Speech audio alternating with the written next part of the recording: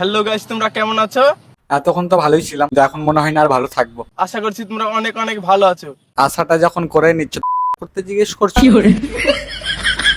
তো আমি অনেক দূরে ঘুরতে চলে এসেছি, অনেক সুন্দর লাগছে। খুব ভালো করেছিস ভাই, ওইদিকে থাক, এদিকে আর আসার চেষ্টা করিস না। তুই যেখানে আছিস খুব ভালো আছিস, সুখে থাকিস, শান্তিতে থাকিস।